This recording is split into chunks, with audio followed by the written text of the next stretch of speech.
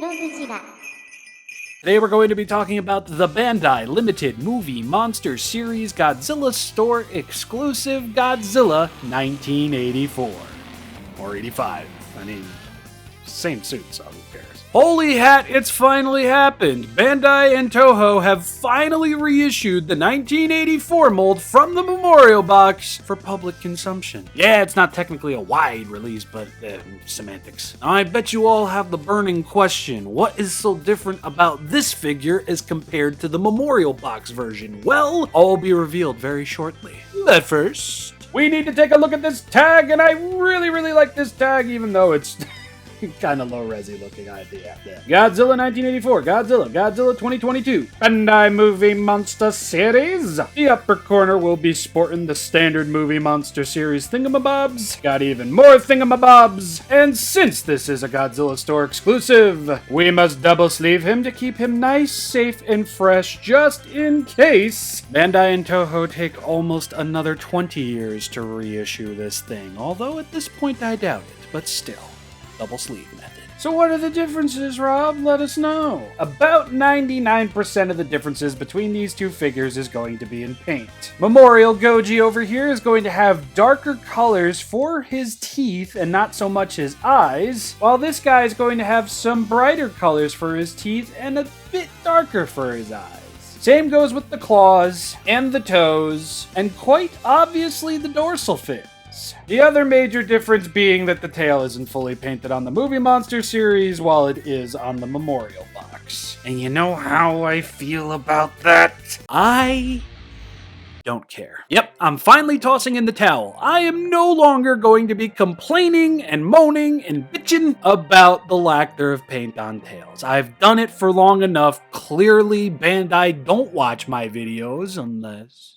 That's a joke if anybody can't tell sarcasm. And it's so obvious at this point that this is just going to be a repeated thing. Yeah, 91 Goji's got the fully painted tail. How come the other ones don't? I don't friggin' know. Bandai picks and chooses, and this is hilarious because this is a wide release, yet the limited movie... You know what? We're done. I will no longer be taking points off for half-painted tails because the jig is up. It's just...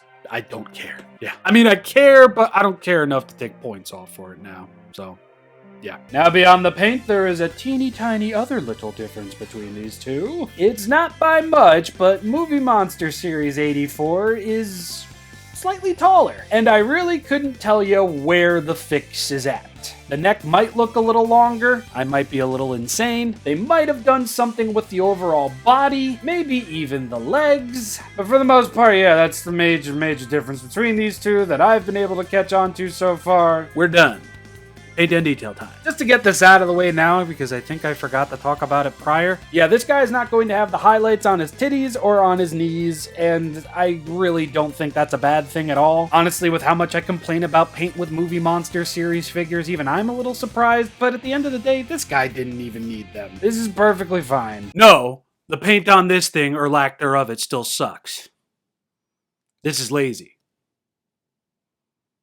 When it comes to Movie Mon 84 over here, the paint on the dorsal fins is very much reminiscent of the latest Movie Monster Series 91 Goji. It's still got that same hue of like a whitish opaque gray. The spikier parts are going to be lighter, while the centers and roots and such are going to be a bit darker. And of course, the details on these things is going to be truly lovely. I just wish the paint was a little bit on the stronger side. As you can see, I've got some random like little scuffies on this side. But for the most part, I like how these dorsal fins look, even if... The detail on Godzilla's tail is very nice. It's fairly basic. It's what we're normally used to seeing. The thighs, the kneecaps, the shins, the ankles, the feet are nice and rolly and thick and Godzilla-like. Truly, not too much has changed about this mold. Like, really nothing at all. The details on the shoulder blades meeting the elbows, forearms, wrists, and hands are very nice. Gonna get some minor detail on the inside of the hands, as well as some nicely painted claws. The detail on Godzilla's neck, titties, crotch, and crotch pit region is going to be simply fantastic. The same for his very wide, waffle-looking feet. And yeah, this very same little paint defect is going to be present on this toe, at least on my copy. I guess it's just how they were painted. Maybe it wasn't shipping. But yes, the details on this figure, a feast to the eye. I can't complain. And now let's take a look at this guy's goofy friggin' head. Strong, very, very strong details on this guy. He's got that hilarious glazed look in his eye, the very angry and strong plateauish looking brows, nubby little dorsal fins on the very tippy top of his head, a nice set of ears, a ferocious looking mouth with lips, and now we can talk about the paint on the teeth, and the paint on the teeth, it's okay. It could definitely be a bit on the cleaner side, but you know what? I wouldn't say this is anything distracting. This guy's tongue will be painted a nice off red, almost orange, believe it or not. You can actually see a little bit more of it from the side over here. Very, very nice. The pupils are indeed part of the sculpt. I like that quite a bit. And just overall, when it comes to paint on this guy, it's serviceable. It's perfectly fine. And as per the Bandai norm, the detail is fantastic. It's just about everywhere. It's a Godzilla figure. Can I just say that I was surprised to see that the dorsal fins on the back of his head were actually still painted? Yeah, it's a little bit on the messier side, but hey, I'll take it. And as a little bonus, I remember hearing whispers that the 1991 Godzilla looked like it reused the mold from '84, and in comparison to both the Memorial Box and the Movie Monster series releases, I don't think so. Not so much the legs, nor the torso, nor the arms, obviously not the head. Originally, I would have said the tail, but even the tails are in different positions. Yeah, just felt like including this just in case anybody was still wondering. I'll give paint and detail a solid star each, just fine. And now let's take a look at articulation, which hasn't been changed since the Memorial Box mold. Yes! No glue seals! Godzilla can swivel at the head. Thank God this wasn't glue sealed. The arms can move all the way back like so, and all the way back forward. Back forward? I'm sure they could go all the way around, but I'm not going to risk it. The legs I'm perfectly fine with forcing to go all the way around because no paint is in danger. Although on this side, I think since this arm is technically lower, it might collect. Nope. Never mind. We're good. Perfectly fine. Oh, wow. Some details on the bottom of Godzilla's feet. Oh, wow. Some detail kind of on the bottom of Godzilla's tail. Oh, yeah. And nothing at the tail. Articulation's gonna get a solid star. And now we must test the quality of the vinyl. That's right. I've finally decided to act like a professional figure talk about her. The pencil test. Yes. Oh yeah! That's good!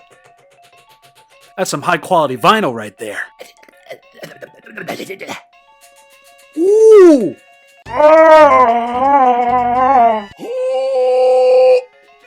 Oh yeah.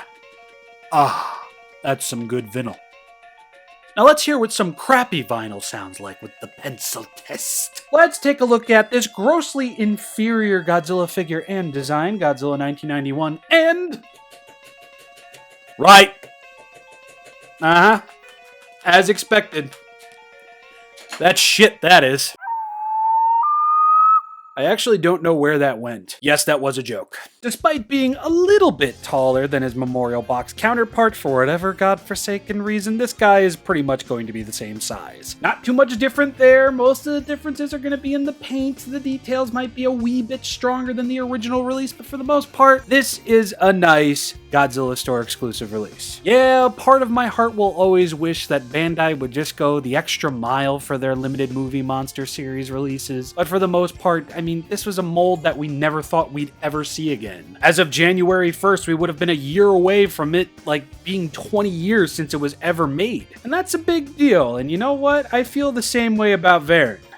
No, I don't. It's nice to have this guy back in circulation for however long, who knows. And I'm really hoping that this guy's fellow Showa-era brethren can find a place in the limited movie monster series of releases. Now it just begs the question, Bandai, are you going to do a movie monster series version of, like, the Cybot, since both of those designs were very much different from one another? I'd like to see it. Would you all like to see it? Because I know I definitely want to see it, even if it's just a reissue of the Godzilla collection mold in just just squishier vinyl. But anywhooser, I have been ShinRobjira. I do so hope you all enjoyed this review. I'm sorry it took so long. Something was going down with DHL and them shipping stuff out. Hey-oh, if you enjoyed, please check out my social media, including my Patreon, where for just $1 a month, you'll get access to all of my bonus content that I have to share. And if you don't want to do that, please just watch my videos to the end, please. Until next week there, friends and neighbors, I hope you're all well, healthy, and safe, and I hope you all have a lovely, lovely holiday with your loved ones and your friends and everybody. And hey, while you're on break, maybe watch some ShinRobjira vidges, huh? Or just wait for the new ones that are coming out next week while I'm on break, so